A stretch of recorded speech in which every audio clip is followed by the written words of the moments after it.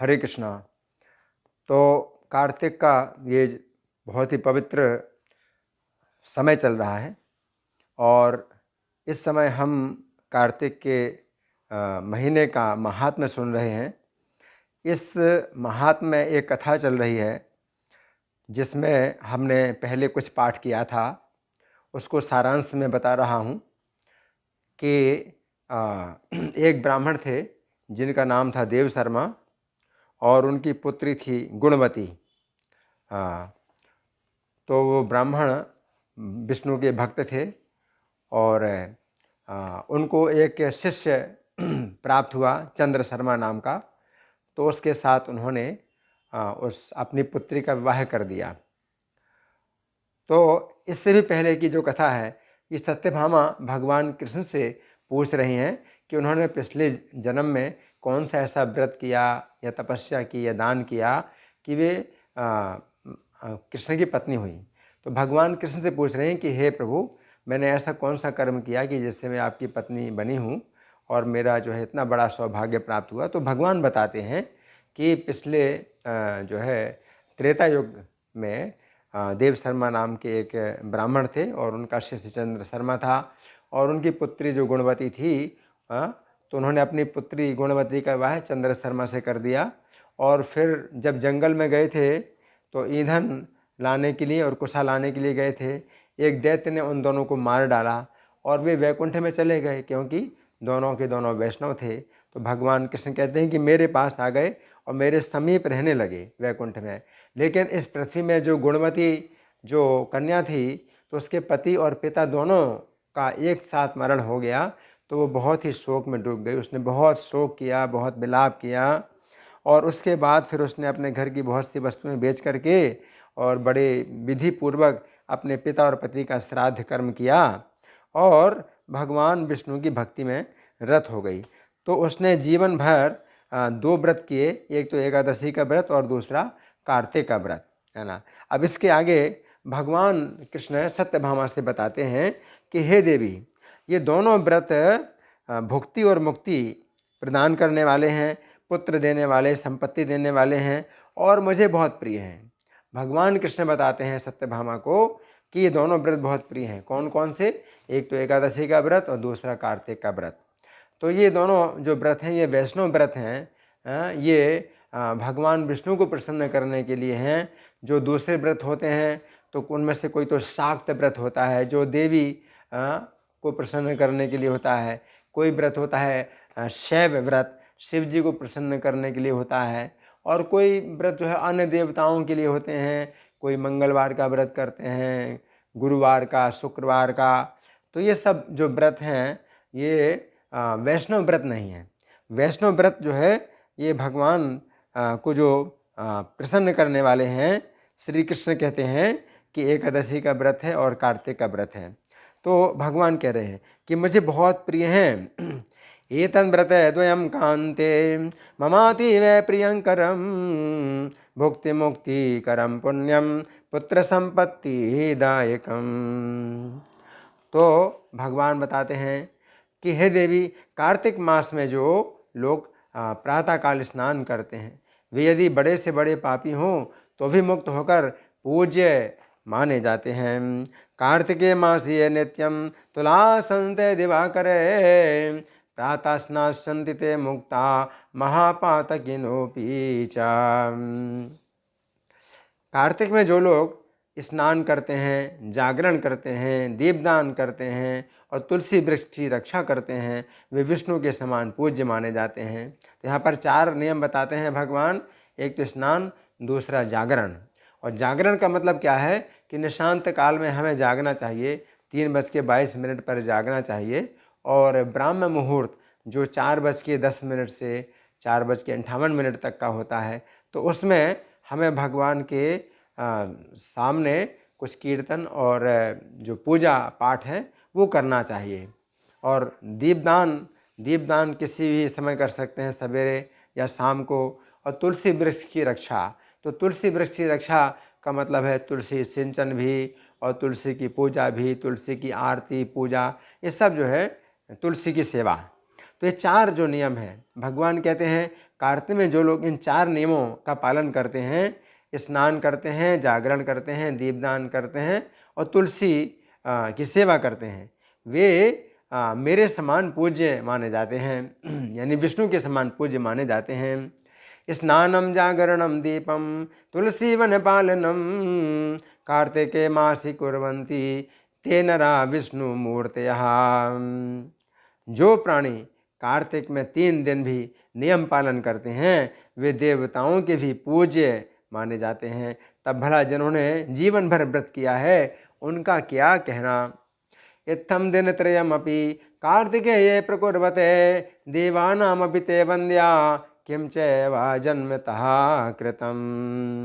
इस तरह गुणवती मन लगाकर प्रतिवर्ष कार्तिक का व्रत करती थी और भक्तिपूर्वक विष्णु भगवान की आराधना करती रही। तो ये समझने वाली बात है कि गुणवती का अब कोई नहीं है। वो अपने घर में या जो भी कुटिया हो उसकी, बस उसमें जो है वो अपना यही कार्य करती है और उसका कोई ना पति है ना पिता है, कोई उसका जो है रक्षक नहीं है और भगवान विष्णु की जो है पूजा में लगी रहती है। इत्थम गुणवती सम्यं प्रत्यंदम मृतनीयभो नित्यम विष्णु प्रपूजायाम भक्त्या तत्पर मानसा। एक समय की बात है, गुणवती रोग के कारण दुर्बल और ज्वर से पीड़ित थी। अब देखिए, दुर्बल हो गई और रोग के कारण उसको ज्वर पैदा हो गया है। तो अब ऐसे में भी उसको चिकित्सा कराने का जो है कोई साधन नहीं था, अपनी चिकित्सा भी नहीं करा सकती थी। अब बुखार है और बुखार में भी वो कार्तिक का चूँकि महीना चल रहा है, तो अपना नियम का पालन करने के लिए धीरे धीरे गंगा स्नान को गई। अभी तो हमारे पास में साधन होते हैं, तो घर में ही नल लगा हुआ है और नल में गर्म पानी भी आ जाता है, तो हम गर्म पानी में स्नान कर लेते हैं। तो ऐसा नहीं है कि अब हम गुणवती की तरह ऐसा कार्य करें कि जाएं और गंगा जी में स्नान करें और बुखार की हालत में ठंडे पानी में स्नान करें। हमारे पास साधन है, उसके पास साधन नहीं था। उसके पास पानी गर्म करने का भी साधन नहीं था। तो ऐसी दशा में वो बुखार से पीड़ित होते हुए भी और दुर्बल होते हुए भी धीरे धीरे गंगा स्नान करने के लिए गई। कदाचित सा रुजा साथ है कृशांगे ज्वर पीड़िता स्नातुम गंगाम गता कांते कथंचिन क्षण कैस्तदा। अब देखिए, वो बेचारी धीरे धीरे जा रही है, उसका कोई नहीं है संसार में, केवल कृष्ण ही एकमात्र है। उसके पति हैं या स्वामी हैं, रक्षक हैं, केवल कृष्ण हैं और कोई नहीं है। अब जल में स्नान करने को उतरी। अब जैसे उतरी तो बुखार की हालत, और आजकल आप जानते हैं कार्तिक तो जो है मतलब ठंड होती है कार्तिक में, तो ठंड से कांपने लगी। जल में स्नान करने को उतरी तो पानी में उसने पैर रखा, ठंड से कांपने लगी। उस अवस्था में ही उसने आकाश मंडल से आते हुए विमान को देखा। तो देखो, भगवान पहले से तैयार हैं। तो वो नहीं जानती थी कि भगवान उसकी कितनी रक्षा कर रहे हैं। तो उसने तो देखा कि ठंड में कांप रही है वो, लेकिन उसने आकाश में देखा कि एक विमान आ रहा है। तो भगवान कितना उसको जो है दिखा रहे हैं, सुरक्षा दिखा रहे हैं। यावञ्जलान्तर्गता कंपिता सीते पीडिता तावत् सा विह्वला पश्यन् विमानं प्राप्तमंबरान्। और उस पर पार्षद हैं भगवान विष्णु के। भगवान विष्णु के जो पार्षद हैं वो विष्णु रूप धारण करते हैं। विष्णु का रूप यानी 4 भुजाएं धारण करते हैं और शंख चक्र गदा पद्म धारण करते हैं। विष्णु के समान होते हैं, लेकिन वो विष्णु नहीं होते हैं, विष्णु के पार्षद होते हैं। तो विमान पर जो है विष्णु के पार्षद थे और गरुड़ की ध्वजा से युक्त वो विमान था। उसमें ध्वजा जो है गरुड़ का चिन्ह था और अप्सराएं उसमें सेवा कर रही थीं। और वो जो है गुणवती को चढ़ा लिया विमान पर और चमर डुलाते हुए विष्णुगण उससे, विष्णु के गण उससे वैकुंठ में ले गए। तो उस समय हमें पता होना चाहिए कि उसका शरीर तो गंगा जी में गिर गया, भौतिक शरीर तो गंगा जी में गिर गया और उसका जो दिव्य आध्यात्मिक शरीर उसको प्राप्त हो गया जिस शरीर से वो विमान में बैठी और जो है अप्सराएं जो है चमर डोला रही हैं उसको। शंख चक्र गदा पद्मैर आयुधैरुपलक्षितां विष्णु रूपे धरा सम्यं वैनते ध्वजांकितम् आरुह्य व्योमयानं ताम् अप्सरो गणसेवितां चामरैर्विजमानां तां वैकुंठम मद्गणानया। तो भगवान कहते हैं कि मेरे जो गण हैं उस गुणवती को जो है मेरे वैकुंठ धाम में ले आई। उस विमान में बैठी हुई वो प्रदीप्त अग्नि के समान लगती थी, क्योंकि उसको दिव्य शरीर प्राप्त हो गया।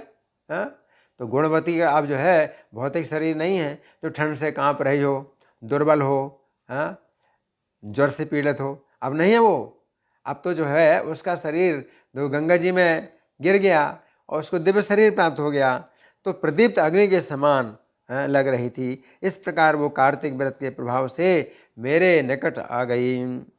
भगवान कहते हैं अथ सा तन्यमानस्था जलदग्निशकोपमा कार्तिके व्रत पुण्येन मत्सान्निध्यम गता भवन। फिर बहुत समय के बाद जब ब्रह्मा आदि देवताओं की प्रार्थना से मैं इस लोक में आया, तब मेरे साथ मेरे गण भी आए। तो भगवान बता रहे हैं कि बहुत समय के बाद ऐसा हुआ, क्योंकि ये घटना जो है त्रेता युग के प्रारंभ की है। त्रेता युग के प्रारंभ की घटना है और द्वापर युग का अंत था जब भगवान कृष्ण इस पृथ्वी पर थे। तो हमने गणना की थी कि 21 लाख साल से भी ज़्यादा समय बीत चुका है जब वो वैकुंठ में गई थी। तो अब इस 21 लाख साल के बाद जब देवताओं ने प्रार्थना की, भगवान कहते हैं कि मुझसे प्रार्थना की तो मैं आया वैकुंठ से, तो मेरे गण भी आए। अथ ब्रह्मादिदेवानां यदा प्रार्थनया भुवम् आगतो हम गणा सर्वे आयातास्तेपि मया सह। तो हे देवी, ये सभी यादव मेरे गण हैं। देव शर्मा ब्राह्मण जो इस जन्म में तुम्हारा पिता था, इस जन्म में सत्यराजित यादव हुआ है। तो वो कौन है? सत्यभामा का पिता। तो देखो ये सब जो है मतलब कैसे मिलान हुआ है। भगवान कह रहे हैं कि पिछले जन्म में जो तुम्हारा पिता था देव शर्मा, तो वही इस जन्म में तुम्हारा पिता हुआ है, सत्यराजित यादव हुआ है।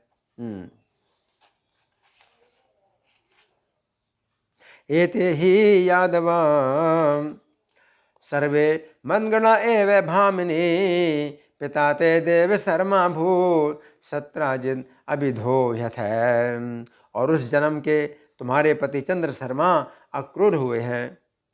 अक्रूर तुम्हारे पति हैं, लेकिन अब तुम जो है अब मेरी पत्नी बन गई हो। तुम वही दुखिया गुणवती है। उस जन्म के कार्तिक व्रत के पुण्य से ही मुझे तुम अत्यंत प्रिया हुई हो। यश्चंद्र शर्मा सो क्रूरस तुम सा गुणवती शुभाम कार्तिकेय व्रत पुण्य ने बहुमन प्रीति दायिनी। तो भगवान बता रहे हैं कि कार्तिक व्रत के पुण्य से तुम जो है मुझे बहुत ही प्रीति देने वाली हुई हो।